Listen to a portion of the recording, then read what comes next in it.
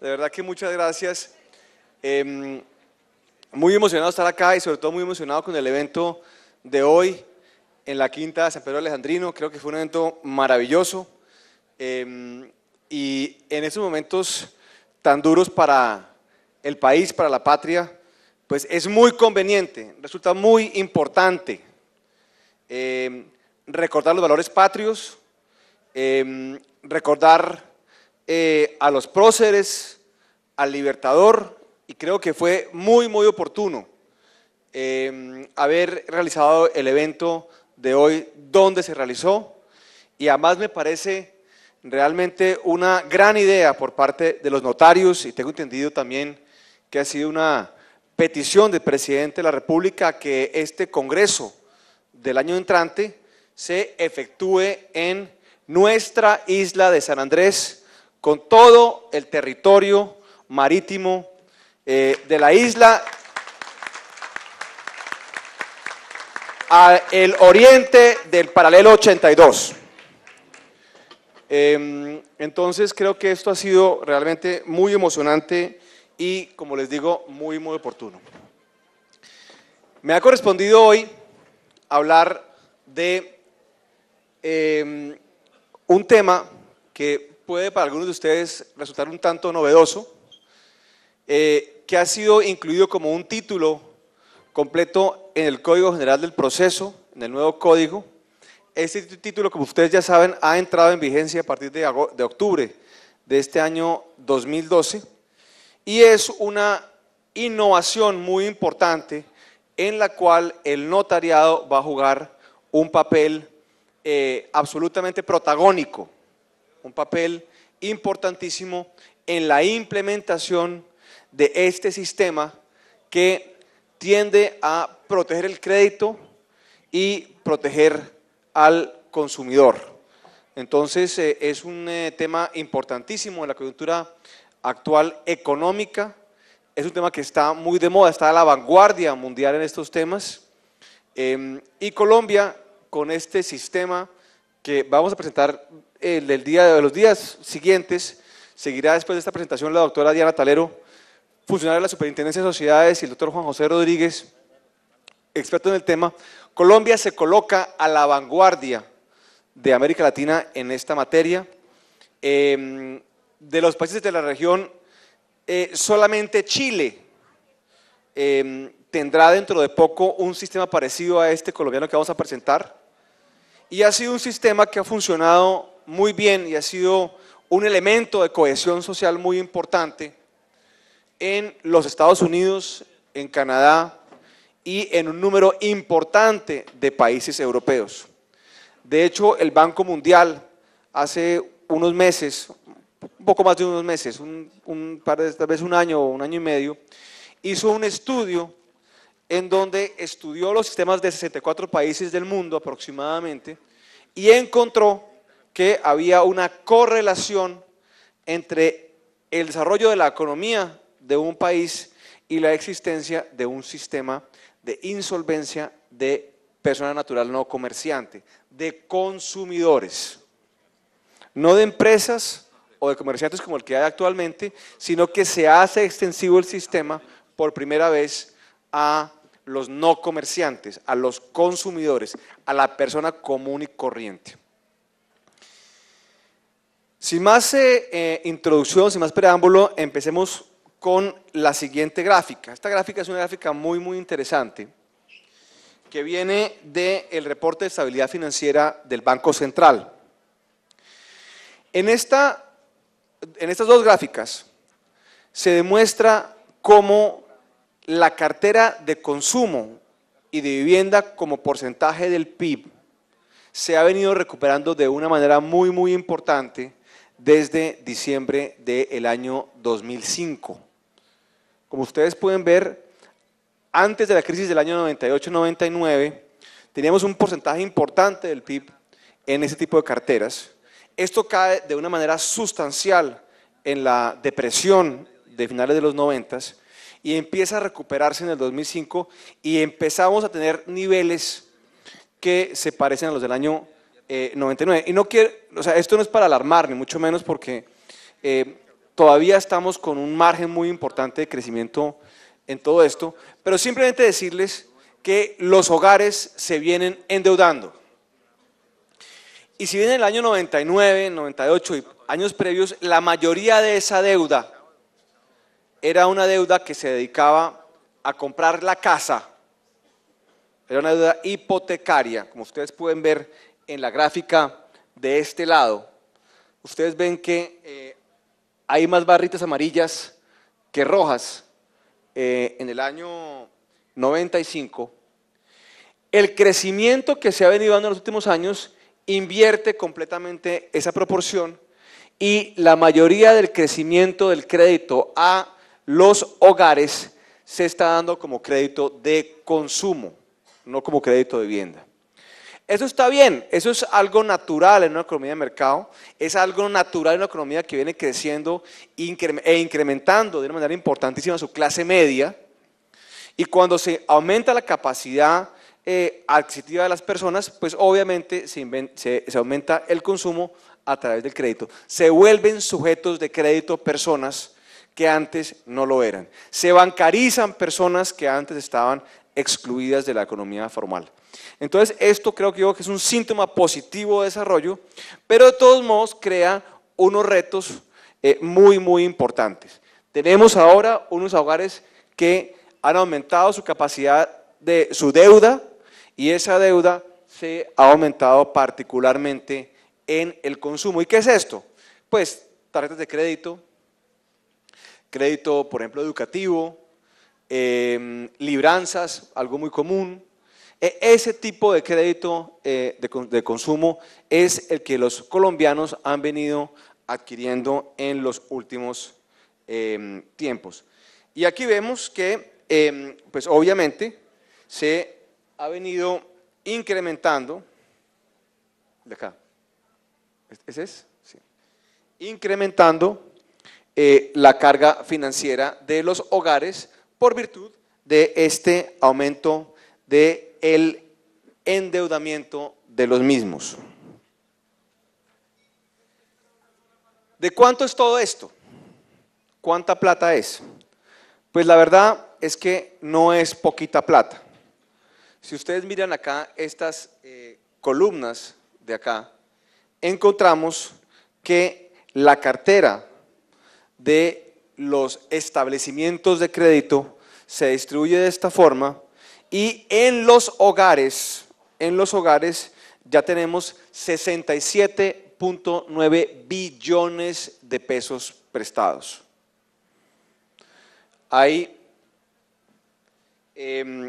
una cartera total que es de casi 50 billones en consumo, repito, tarjetas de crédito, libranzas, créditos educativos, el crédito para irse a San Andrés de vacaciones, el crédito para comprar la lavadora y la licuadora. Eso es, y como ustedes pueden ver, esto pues se ha venido aumentando de una manera significativa. Perdón, estoy leyendo la estadística equivocada.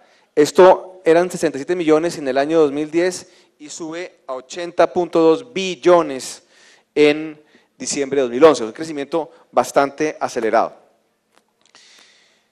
Si uno parte de la base que en promedio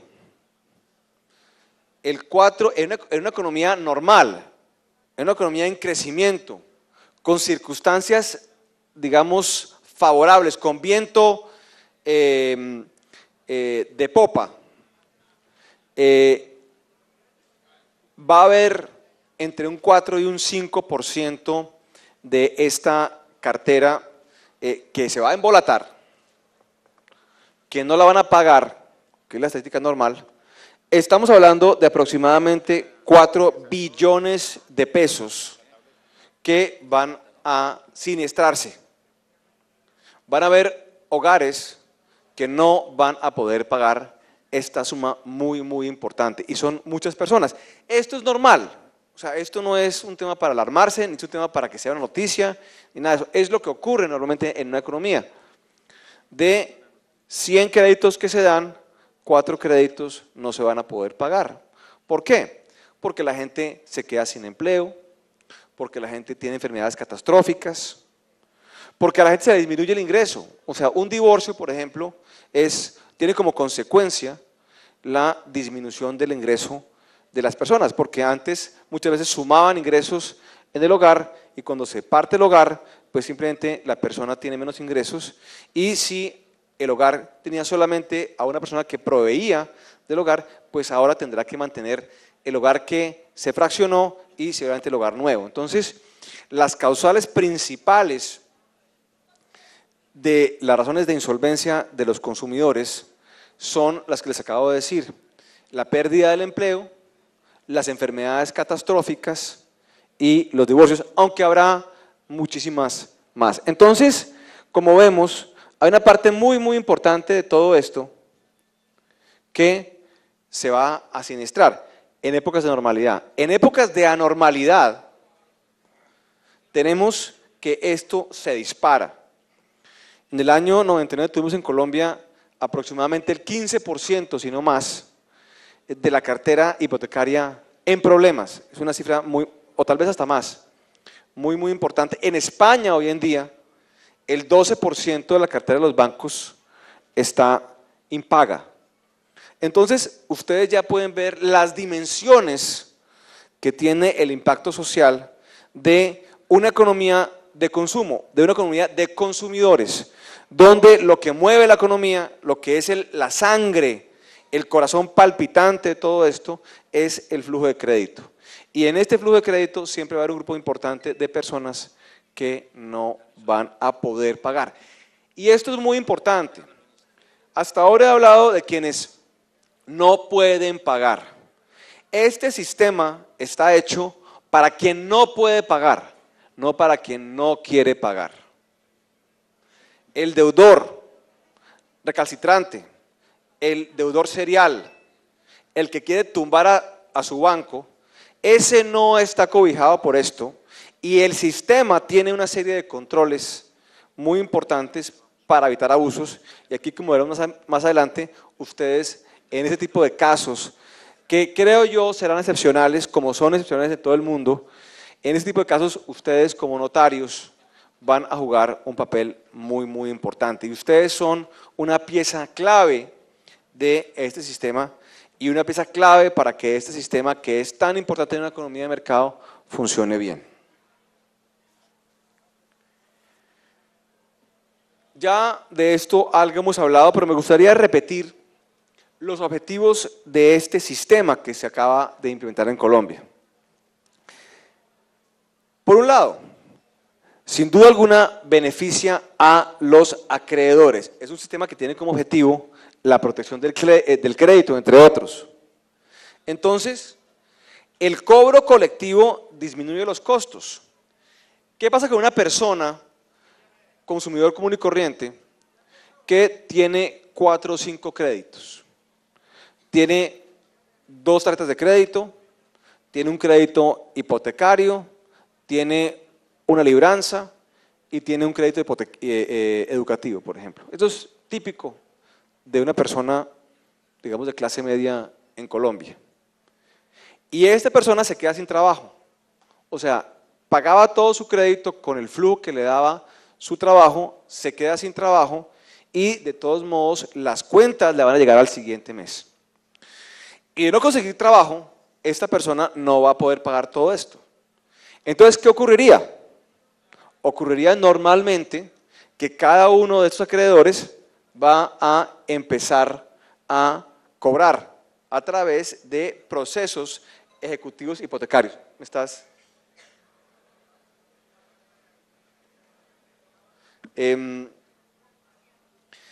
Entonces, con cada uno de ellos cobrando, pues se armaría, procesos ejecutivos hipotecarios en algunos casos y ejecutivos de, digamos, el que fuese correspondiente, sí, en el caso, digamos, correspondiente. Entonces, pues es obviamente un elemento de congestión de la justicia muy importante. Esta persona que ha entrado en insolvencia, solamente en este caso que les pongo, ya son 5 procesos nuevos para contribuir a la congestión de los juzgados correspondientes. Lo otro es que el concurso es equitativo. O sea, se llama a todos los acreedores para que de una manera, digamos, conjunta, estén todos presentes en un mismo momento procesal para que entre todos concursen del activo de este deudor. Y no que quien primero inició la demanda, quien primero logró la medida cautelar, quien fue más vivo, más rápido, menos comprensivo con su deudor, sea quien se lleve la mayor tajada de los activos. Y, por otro lado, algo muy importante. ¿La fuente de pago qué es? ¿Dónde está la gallina de los huevos de oro? La gallina de los huevos de oro es la persona que está trabajando. Le permite al acreedor cobrarse con el ingreso futuro de la persona. ¿De qué se trata un acuerdo de estos? Hombre, usted no me puede pagar ahora porque no tiene empleo, pero usted se va a emplear en el futuro. Le voy a dar un plazo para que usted se emplee y lo que me tiene que pagar ahora, páguemelo en el futuro. No mato la gallina de los huevos de oro como pasa actualmente, para ver si le arranco algo por dentro, sino que lo dejo seguir funcionando como persona activamente, económicamente activa, para que con ese trabajo me pueda pagar.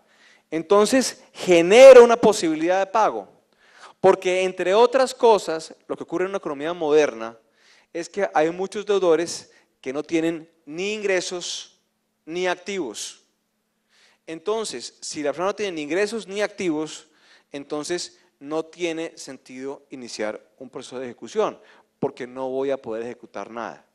Y más bien lo que va a hacer es que va a crear una situación en la cual cuando la persona se reemplee, entonces voy a poderle caer a eso y esa persona va a generar una insolvencia, va a insolventar, digamos, va a trasladar su patrimonio a terceros para no ser sujeto del cobro posterior por parte de los acreedores. Entonces esto sincera de una manera muy importante las cosas y genera la capacidad de pago de la persona. ¿Por qué es bueno para los deudores? Porque es un tema elemental de reintegración social.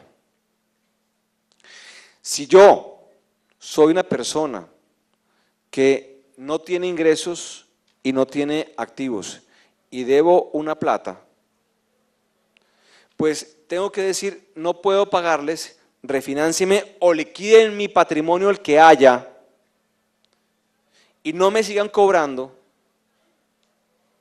para yo poder reinventarme de nuevo, empezar de nuevo y no tener una situación como la que ocurre en Colombia actualmente y en muchos países de América Latina, donde esas personas que no pudieron pagar el saldo de sus deudas las quedan debiendo eternamente. Y esa deuda eterna los obliga a que sean excluidos de la economía. Entonces no pueden tener una cuenta bancaria porque las embargan y no pueden tener entonces una tarjeta de crédito nueva y no pueden pedir un crédito nuevo para comprarse una casa y entonces el salario tienen que depositarse en la cuenta del primo que no se lo embargan y excluye buena parte de la masa de consumidores o buena parte de la sociedad de la economía. Se quedan unos ciudadanos de primera que están integrados a la economía y unos ciudadanos de segunda que son aquellos que han sido víctimas de pronto no es una palabra, pero digamos que han sido afectados por una catástrofe personal financiera. A pesar de los beneficios que hay evidentes para los acreedores y también para los deudores, realmente lo importante de todo esto es que esto trae unos beneficios importantes a la sociedad. Esto es bueno para todo el mundo. Hay una importante descongestión judicial, como acabamos de ver, sobre todo en el caso colombiano, que buena parte de esto se va a tramitar en notarías o centros de conciliación. va a haber una reducción de efectos negativos sistémicos en la medida en que estas deudas se puedan resolver. Entonces los bancos no van a cargar con unos pasivos en épocas de crisis, con los pasivos insolutos que van a pesar sobre sus balances de una manera importante, sino que va a haber un manejo del tema sistémico. Es lo que está ocurriendo hoy en día en España, por ejemplo, que se está viendo a ver cómo se puede resolver este problema de los consumidores. Hay una serie de reducción de externalidades en el otorgamiento del crédito. En la medida en que yo pueda saber cómo me van a pagar, pues obviamente voy a reducir de una manera importante el costo del crédito. Y finalmente, y esto para el Estado es importantísimo, yo rehabilito contribuyentes fiscales. ¿De qué sirve que la DIAN le cobre de una manera eterna a un deudor por un pasivo en el cual incurrió hace 8 años, que digamos empezó, por decir cualquier cosa, en 20 millones de pesos y hoy en día vale 500, porque así son las cosas? Cuando usted le aplica la tasa del 36% o del 40% a un crédito de estos durante 10 años, pues se le convierte de 20 millones a no sé cuántos cientos de millones de pesos después. Entonces la DIAN tiene en sus cuentas una cartera por cobrar a ese señor de 500 millones de pesos y nunca lo va a pagar, nunca, no tiene cómo. Esa deuda vale más que cualquier patrimonio que esa persona pueda construir en su vida. Y va a hacer todo lo posible, porque además le toca, se ve obligado a hacerlo, para trabajar en la informalidad. Entonces, acaba siendo un engaño por partida doble. El deudor intentando engañar a la DIAN y la DIAN engañándose a sí misma de que le van a pagar. Entonces lo que busca esto es que todo se sincere, se aclaren estos temas, esa persona se pueda rehabilitar y se convierta nuevamente en un contribuyente que en el lapso de su vida, reintegrado a la economía, va a contribuir más en impuestos que lo que contribuiría con el pago de una deuda que se ha vuelto pues monumental por cuenta de unos intereses moratorios que son tal vez desproporcionados. Para que un proceso de estos sea efectivo como el que está contenido en la ley colombiana, el proceso debe ser de fácil ingreso, rápido y de bajo costo. Ha quedado demostrado que los sistemas que tienen unas reglas muy estrictas para ingresar al proceso, para hacer la solicitud y la admisión de la solicitud, los que son muy complicados realmente no funcionan bien. Debe ser fácil ingresar. Debe ser atractivo para la persona ingresar cuando tiene problemas de insolvencia, repito. Y hablaremos un poquitico más sobre el tema de fraude más adelante. El sistema debe ofrecer un abanico de alternativas dependiendo de las características del deudor. El sistema normal colombiano que hay en la mayoría de países latinoamericanos parte de la base de que el deudor puede pagar. Entonces yo le presté una plata para que comprara su vivienda, mi garantía es la hipoteca sobre esa casa, ese señor no me paga el crédito y yo cobro otra vez de la casa. Ejecuto mi garantía. Eso parte de la base de que la persona tiene ingresos y tiene activos. Pero ¿qué pasa con la tarjeta de crédito de 5 millones de pesos? El crédito. Señor ministro. ¿Qué pasa con la tarjeta de crédito?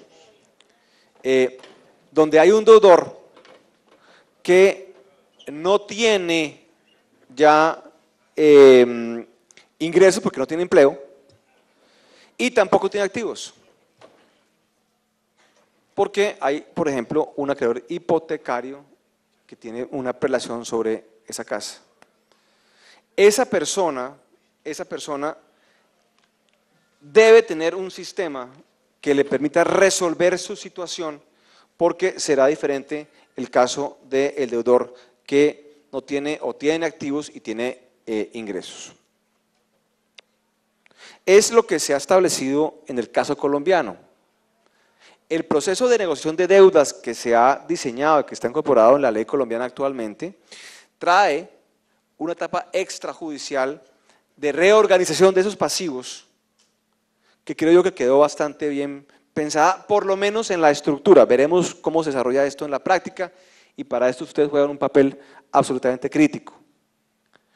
Estará la instancia del notario, que actuará como conciliador, y del conciliador en el centro de conciliación, quien tendrá que jugar aquí un papel muy importante para actuar como, digamos, de alguna forma, garante del proceso.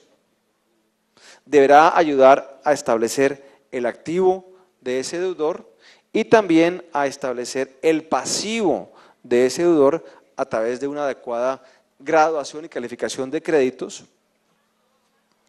y crear las condiciones para que en el periodo de suspensión de las ejecuciones se pueda hacer una refinanciación, una negociación de este pasivo con los acreedores.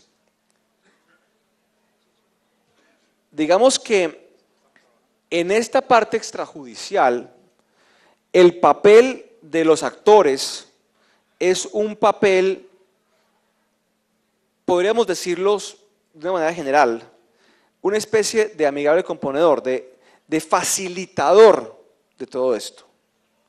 Ni el notario, y eso se hablará más adelante por parte de la conferencia de la autora de Natalero, ni el notario ni el conciliador tiene facultades jurisdiccionales en todo esto. Es decir, no puede establecer, no puede determinar derechos y obligaciones, no puede resolver disputas sustantivas entre partes en conflicto, porque eso corresponde a la autoridad judicial correspondiente, que según la ley quedó que fuese el juez civil municipal. Entonces, en cierta medida el sistema, inclusive de negociación colombiano, queda siendo mixto, en la medida en que se puedan resolver de manera privada, de manera extrajudicial, los conflictos a través de la figura de este conciliador, pues tanto mejor. Pero de mantenerse los conflictos, de mantenerse las posiciones de las partes, entonces tendrán que ser resueltas en eso particular ante el juez civil municipal.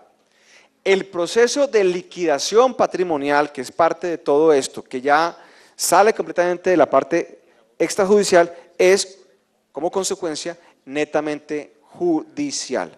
La liquidación sí es un proceso completamente judicial ante el juez civil municipal.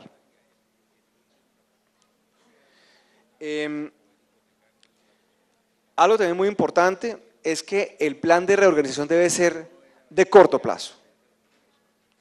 Esto, como les digo, no es una medida para generar cultura de no pago, esto no es una medida para consentir al deudor recalcitrante, esto no es una medida para generar aquí unas zonas de distensión crediticia, en absoluto. Esto es una medida que es excepcional y que atiende a una realidad social que es la que les acabo de mostrar.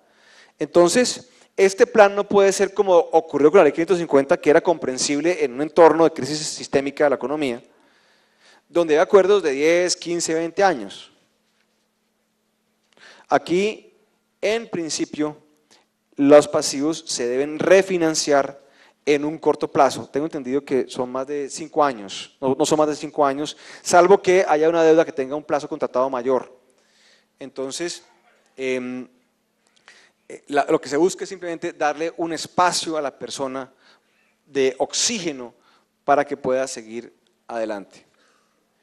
Y algo muy importante que no traía nuestro régimen anterior, que fue declarado inconstitucional por razones de forma, más no de fondo, y es que este régimen por primera vez en América Latina trae el concepto del Fresh Start, de la posibilidad de descargar las deudas, de la posibilidad que tiene el deudor de una vez liquidado su patrimonio empezar de nuevo, de acabar con esa deuda eterna que cargan, por ejemplo, muchos de los deudores hipotecarios de la crisis de los 90. Este concepto de la descarga, del comienzo fresco, es absolutamente esencial en una economía de mercado. Porque entre otras cosas, lo que se encuentra, lo que hemos encontrado, lo que se encuentra normalmente, es que el emprendedor pequeño, el de la pyme, el de la pequeña, el de la micro, funde su condición con la de comerciante. ¿Cómo se financian los emprendimientos normalmente de los jóvenes? Con la tarjeta de crédito. ¿Cómo financia el pequeño empresario su operación? Con el crédito de consumo que le da el banco, con la tarjeta de crédito.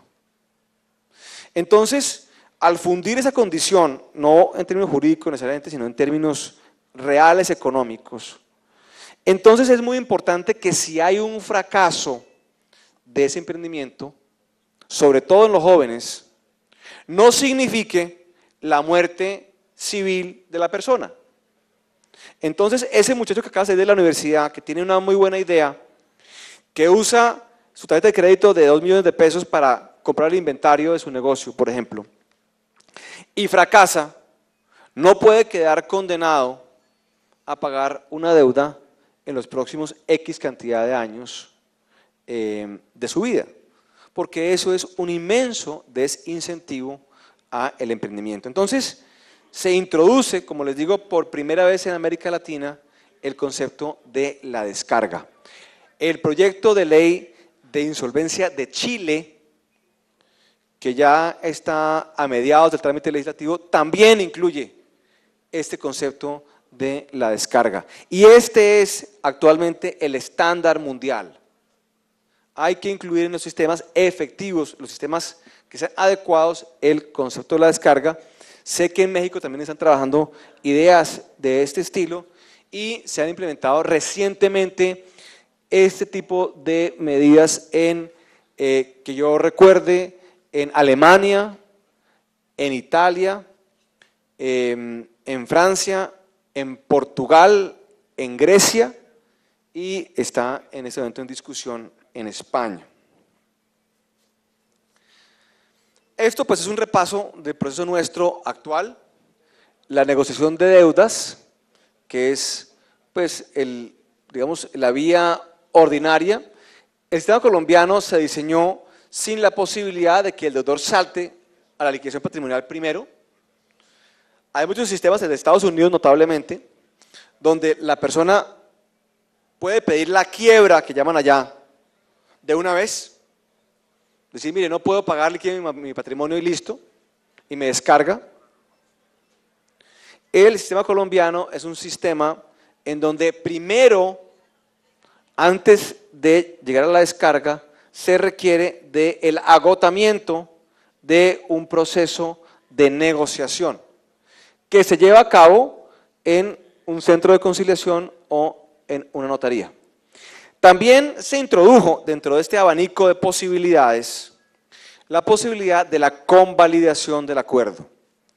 Es decir, que previamente al inicio de un proceso formal de negociación de deudas ante el notario o ante el conciliador, los interesados, las partes, digamos, para decirlo de alguna forma, acreedor y deudores, se pongan de acuerdo en una negociación. La mayoría de estos, el 50+1 de ellos, se pongan de acuerdo en refinanciar las deudas y ya el acuerdo completado sea llevado ante el conciliador o el notario para que éste le haga una revisión formal del mismo y lo dé por validado. Esto es muy importante, funciona bastante bien en el tema empresarial y también es una tendencia mundial. Esto en el argot de la insolvencia se llama los prepacks. las insolvencias preempacadas, por así llamarlo, en donde la negociación de las deudas no se da en un foro formal, sino que se da privadamente, y ese acuerdo se lleva a una validación que obligará a los acreedores ausentes y disidentes en los términos que han sido negociados.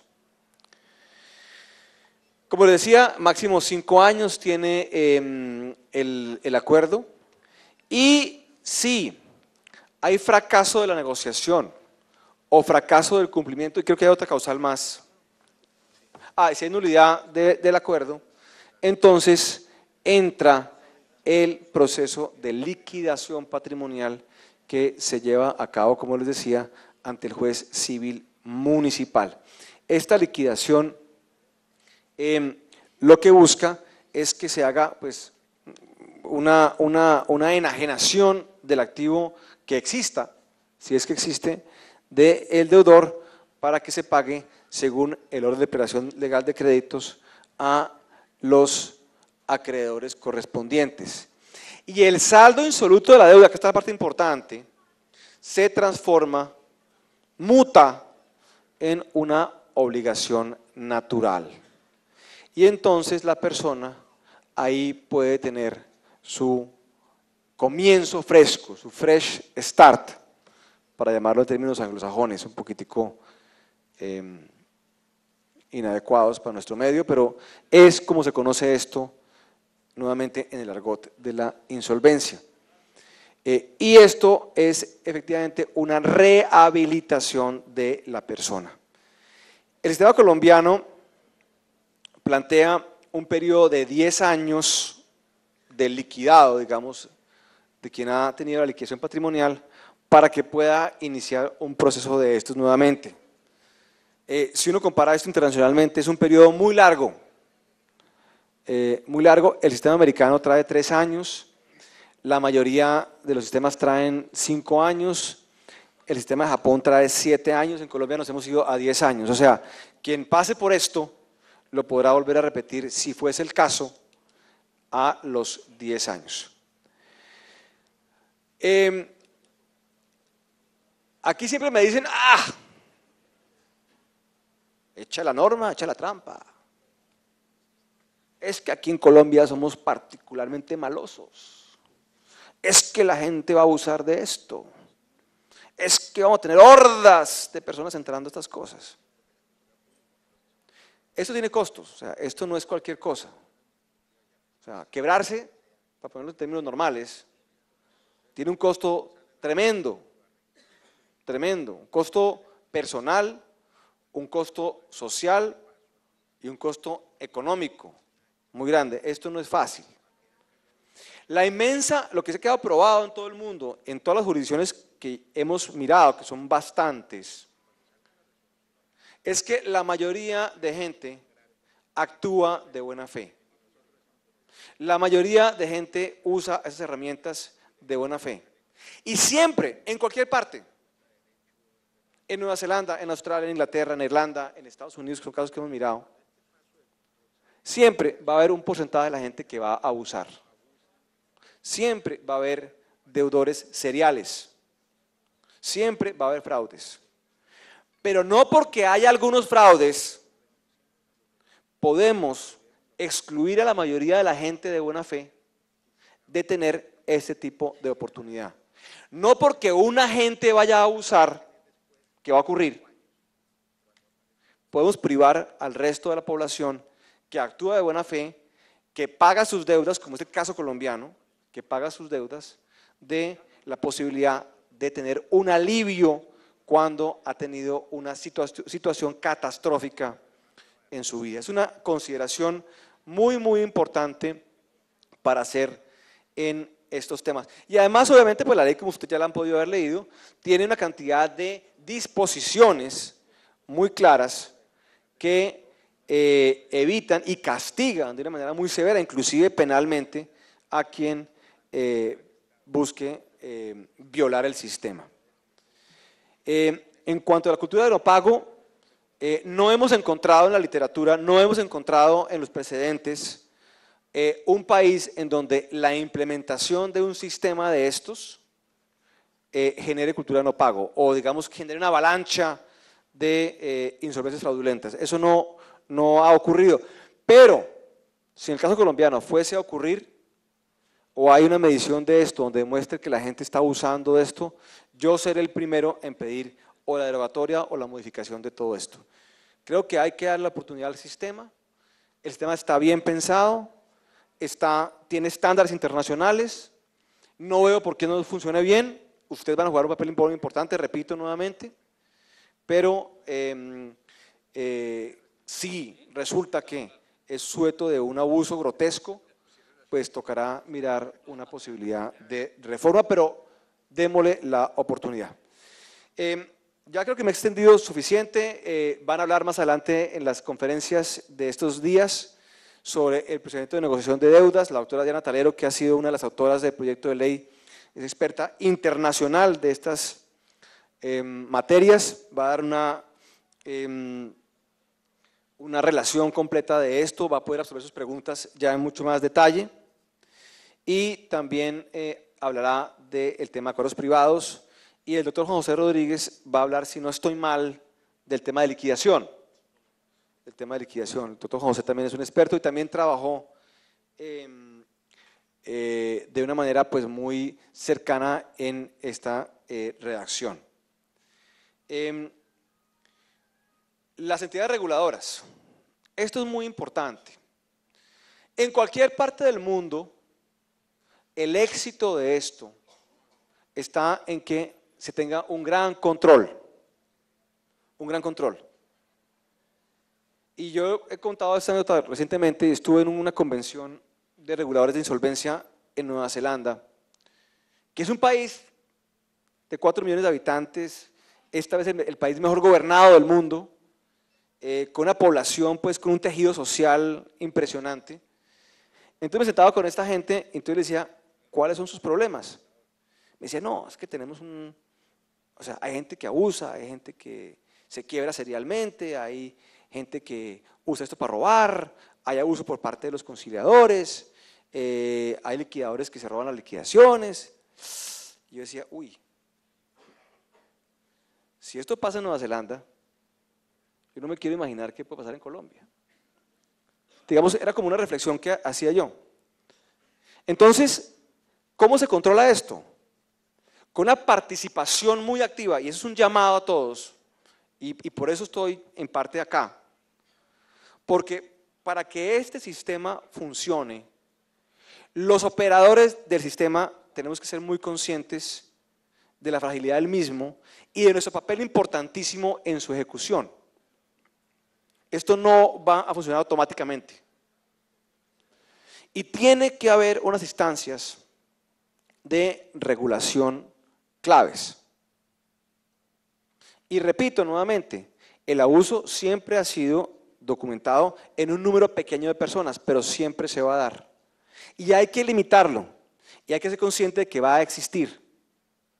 Y que ese tipo de conductas son de la naturaleza humana, no de los colombianos, particularmente, no.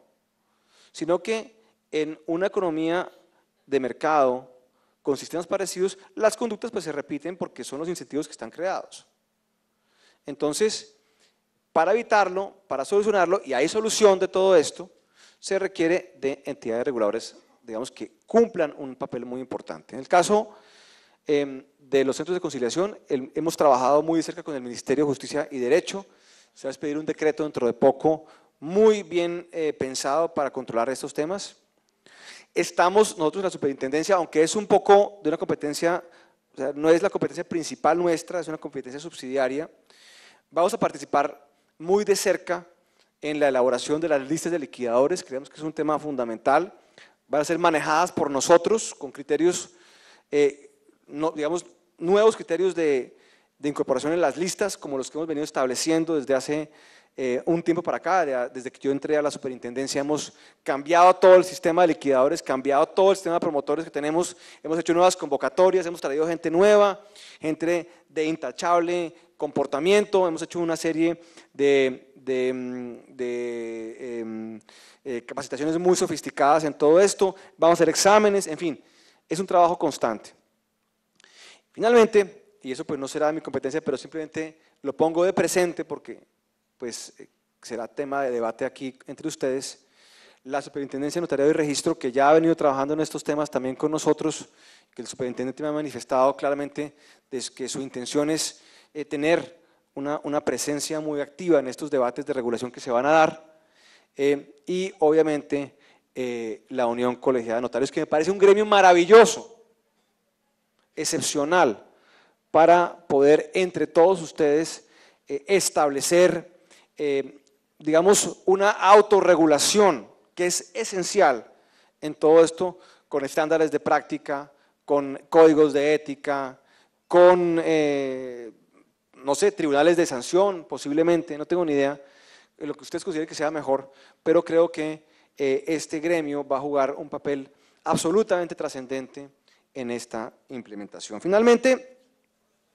quisiera aquí mencionar un borrador de trabajo del Banco Mundial sobre estos temas que se han venido promoviendo.